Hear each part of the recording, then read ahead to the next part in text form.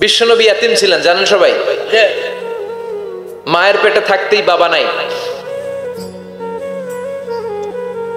6 বছর বয়সে মা নাই, দাদার কাছে মানুষ হলেন। 8 বছর বয়সে দাদাও নাই, চাচার কাছে মানুষ হলেন। তার মানে ইয়াতিম ছিলেন, ঠিক কিনা? আপনি ইয়াতিম ছিলেন, আমি আপনার আশ্রয় দিয়েছি। এরপর আল্লাহ 2 নম্বর অনুগ্রহের কথা বললেন, ওয়া ওয়াজাদাকা দাল্লান ফাহাদা। ও নবী, আপনাকে আমি পথহারা পথিকের মতো ঘুরতে দেখেছি, তারপরে সঠিক পথ দেখিয়ে দিয়েছি।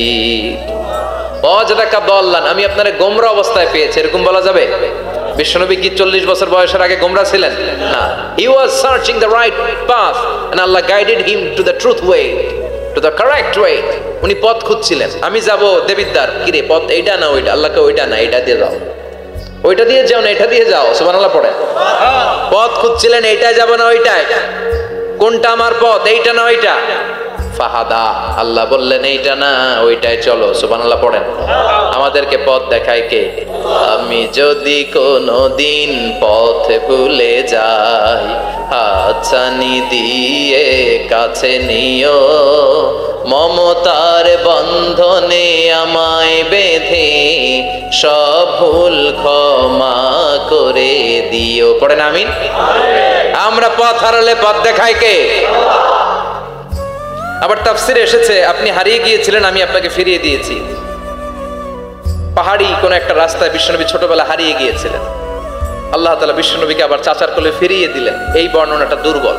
সঠিক মত হচ্ছে বিশ্বনবী পথ খুঁজছিলেন, সঠিক পথ, আল্লাহ বিশ্বনবীকে সঠিক পথ দেখালেন, সুবহানাল্লাহ পড়েন। 3 নম্বর অনুগ্রহ, ওয়াজাদাকা আইলান ফাআগনা, আপনি ছিলেন নিঃস্ব, টাকা পয়সা ছিল না।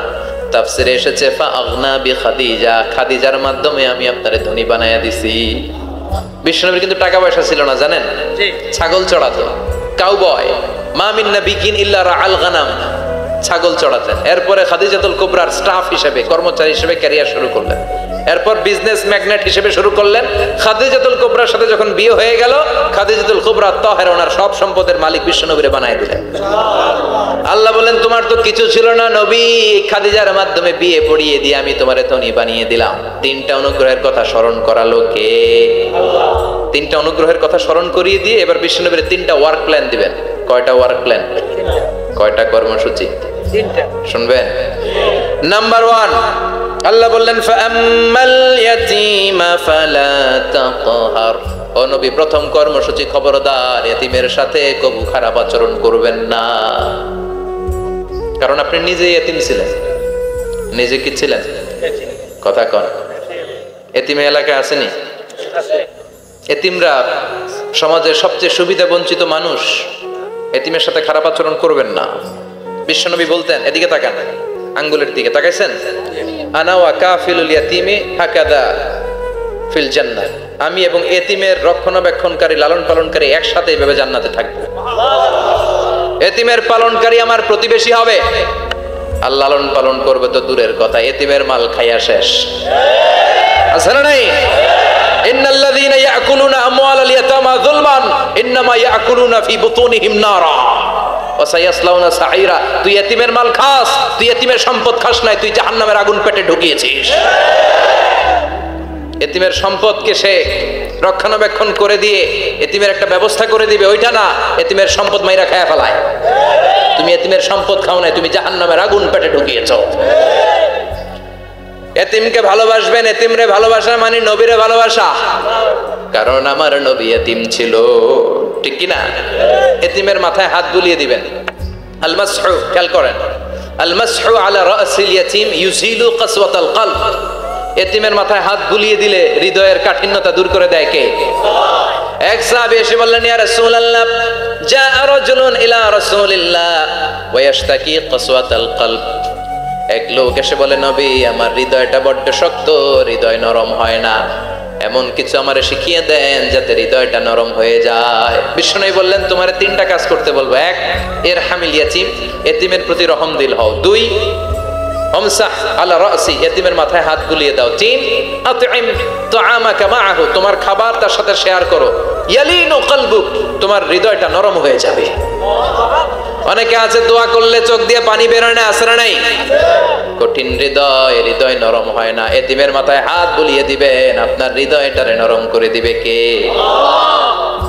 যাদের ঘরে শান্তি নাই, জ্বালা যন্ত্রণা, একটু এতিমখানায় যাবেন, কিছু দান সদকা করবেন। ওরা খেতে পায় না, ওদেরকে খাবার দিয়ে আসবেন, একটা গরু দিয়ে আসবেন, একটা খাসি দিয়ে আসবেন, ওরা খাবে, আপনার জন্য দোয়া করবে। আর মাথায় একটু হাত বুলিয়ে দিয়েন। বিশ্বনবীর আল্লাহ বললেন, নবী ফাআম্মাল ইয়াতীমা ফালা তাখশার, এতিমকে তুচ্ছ জ্ঞান করবেন না। আপনি নিজেও এতিম ছিলেন, ছোটবেলা বিকেলে খেলতে খেলতে সবার বাবা এসে ছেলেদেরকে নিয়ে যেত, আপনারা নেয়ার মতো কেউ ছিল না। আপনি নিজে এতিম ছিলেন, আপনি ওদের দুঃখ বুঝবেন, এজন্য খবরদার ফাআম্মাল ইয়াতীমা ফালা তাখশার। বিশ্বনবীর আল্লাহ ধমক দিয়ে বলে ফালা তাখশার, এতিমদের প্রতি কঠোর হবেন না, তুচ্ছ জ্ঞান করবেন না, এতিমের সাথে রূঢ় আচরণ করবেন না। এতিমের সাথে রূঢ় আচরণ করা কবিরা গুনাহ। এদের নামে আল্লাহ কোরআনে একটা সূরা দিয়েছেন, আল মাউন। আরাআইতাল্লাযী ইউকাযযিবু বিদ্দীন, পড়েন ফাযালিকাল্লাযী ইয়াদুউল ইয়াতীম। ইয়াদুউল ইয়াতীম, আপনি কি দেখেন নাই? ওরা দিনকে অস্বীকার করে আর ওরা এতিমকে ঘাড় ধাক্কা দিয়ে বের করে দেয়। এতিমের সাথে যারা খারাপ আচরণ করে এরা কখনো ভালো মানুষ হতে পারে না। এজন্য এতিমের সম্পদ অন্যায়ভাবে আত্মসাৎ করা যাবে। এতিমের মাথায় হাত বুলিয়ে দিলে হৃদয়টারে নরম করে দেয় কে? বিশ্বনবী এতিম ছিলেন, তাই এতিমের দরদ বিশ্বনবী ভালো বোঝেন। এজন্য বিশ্বনবীর প্রথম ওয়ার্ক প্ল্যান কর্মসূচি দিলেন, ফাআম্মাল ইয়াতীমা ফালা তাকহার। খবরদার, নবী এতিমের সাথে কখনো খারাপ আচরণ করবেন। 2 নম্বর কর্মসূচি, ওয়া আম্মাস সাইলা ফালা তানহার। ও নবী, যারা সাইল, যারা ফরিয়াদি, যারা ভিক্ষুক, কখনো তাদেরকে ধমক দিবেন না। ভিক্ষুককে ধমক দিয়েন না, ফিরিয়ে দিয়েন না। আমরা ভিক্ষুককে ধমক দেই, ফিরিয়ে দেই। গাড়ির মালিক গাড়িতে বসে আছে, রাস্তায় জ্যাম, কিছু ভিক্ষুক এসে স্যার 2টা টাকা দেয়, ধমক দেয়, আছে না নাই? ও ভাঙ্গা থালা হাতে নিয়ে দাঁড়িয়ে আপনার কাছে টাকা চায়। আপনি বড় সাহেব, ওরেও বড় সাহেব বানাইতে পারতো কে? ওই ভাঙ্গা থালাটা আপনারে হাতে দিয়ে রাস্তায় নামাইতে পারতো কে? এই কাজটা করতে আল্লাহর কয় সেকেন্ড লাগে? এজন্য ফাআম্মাস সাইলা ফালা তানহার। খবরদার, ফরিয়াদি ভিক্ষুককে তাড়িয়ে দিয়েন না, যতটুকু পারেন দেন। বিশ্বনবী কখনো কোনো ফরিয়াদিকে তাড়িয়ে দিতেন না। সুবহানাল্লাহ পড়েন। যেই বিশ্বনবীর কাছে এসে কিছু চাইতো, বিশ্বনবী দিতেন, ফিরিয়ে দিতেন না। বিশ্বনবীর কাছে চাওয়া মাত্র বিশ্বনবী দিতেন, না বলতে জানতেন না। সুবহানাল্লাহ পড়েন। না, এটা কেমন করে বলে বিশ্বনবী জানতেন না। একবার এক সাইল এসে বললে, ইয়া রাসূলুল্লাহ আ'তিনি কামিসান, আমাকে একটা জামা দেন। বিশ্বনবীর গায়ে তখন একটাই জামা। কয়টা? বিশ্বনবী কি আর করবেন, না তো করতে জানেন না, নিজের জামাটাই খুলে দিয়ে দিলেন। এখন বিশ্বনবীর গায়ে কয়টা জামা? কয়েকটা। কয়টা? কোনো জামা নাই। ছিল কয়টা? ওইটাই তো দিয়ে দিস।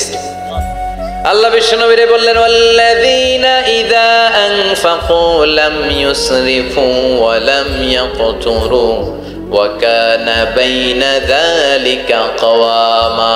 মুমিনদের বৈশিষ্ট্য হবে এমন, যখন দান করবে, দান করতে যে অপচয় করবে না, কিপটামিও করবে না, মাঝামাঝি। সুবহানাল্লাহ। মানে বুঝালেন নবী, আপনার যদি 2টা জামা থাকতো না হয় একটা দিতেন। ছিল কয়টা? তো ওইটা যে দিয়েছেন আপনি গায়ে দিবেন কি? কি নবী ছিল? একটা ছিল, একটাই দিয়ে দিয়েছে। সুবহানাল্লাহ পড়ে। এজন্য যারা সাইল, ফরিয়াদিদেরকে তাড়িয়ে দেয়া যাবে না। উপরের হাত নিচের হাতের চেয়ে উত্তম। যারা দান করে, যারা সাইল ফরিয়াদিদেরকে দেয়, ভিক্ষুকদেরকে যারা দেয়, তাদেরকে পছন্দ করে কে? দে যাকাত, দে যাকাত, তোরা দে রে যাকাত, তোর দিল খুলবে পরে, আগে খোলো খাত। দে যাকাত, দে যাকাত, তোরা দে রে যাকাত। ঠিক কি না? দানশীলদের পছন্দ করে কে? আল্লাহ কৃপণদেরকে পছন্দ করে না, আল্লাহ দানশীলদেরকে পছন্দ করে। ডান হাত যা দান করে, বাম হাত তা জানে না, তার মানে গোপন দান। কি দান? গোপন দান আল্লাহর কাছে প্রিয়। গোপন দান আল্লাহর ক্রোধকে প্রশমিত করে, কমিয়ে দেয়।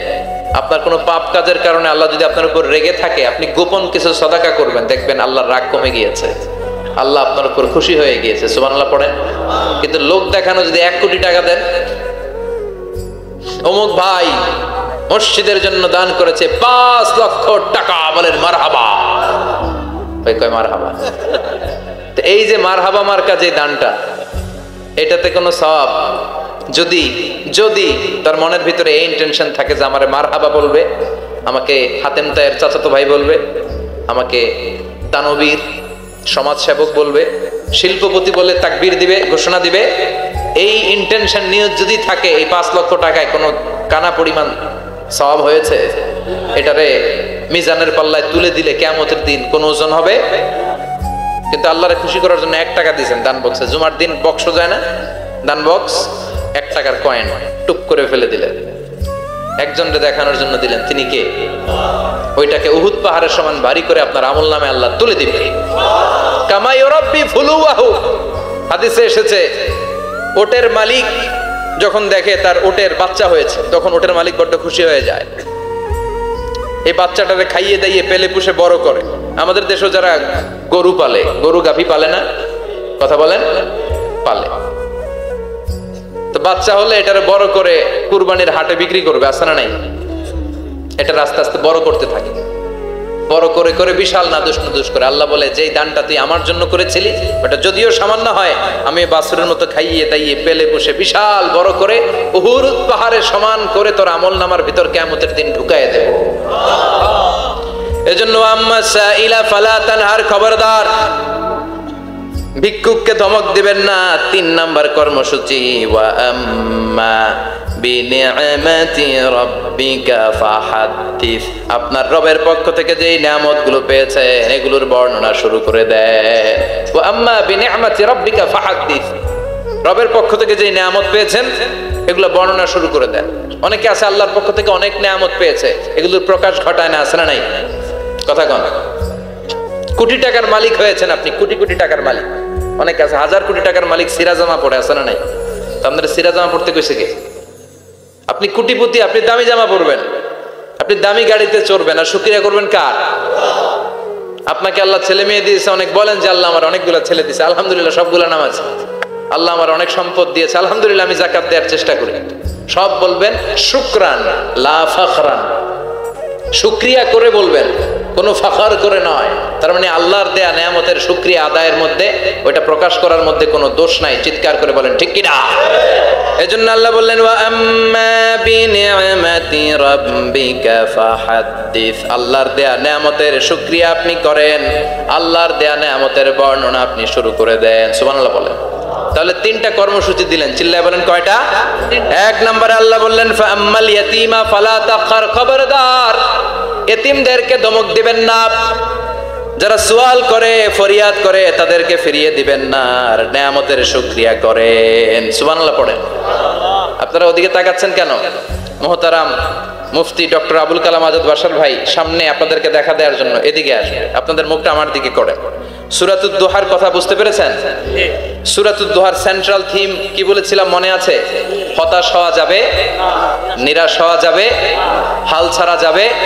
আবার বলেন, হতাশ হওয়া যাবে, নিরাশ হওয়া যাবে, হাল ছাড়া যাবে, ভরসা রাখতে হবে। ভরসা রাখতে হবে কার উপর? চিল্লায় বলেন কার উপর? আমরা যেন হতাশ না হই, নিরাশ না হই, আমরা যেন হাল ছেড়ে না দেই, আমরা যেন আল্লাহর উপর ভরসা রাখতে পারি। আল্লাহ তুমি তৌফিক দাও। আপনারা সবাই ভালো থাকবেন, সুস্থ থাকবেন, সুন্দর থাকবেন। যতগুলো কথা কোরআন সুন্নাহর আলোকে বলেছি তার সবগুলো প্রথমে যেন আল্লাহ তাআলা আমাকে আমলের তৌফিক দান করে, আপনাদেরকে আমলের তৌফিক দান করে। আমরা পড়ি আমিন। সুবহানাকাল্লাহুম্মা ওয়া বিহামদিকা আশহাদু আল্লা ইলাহা ইল্লা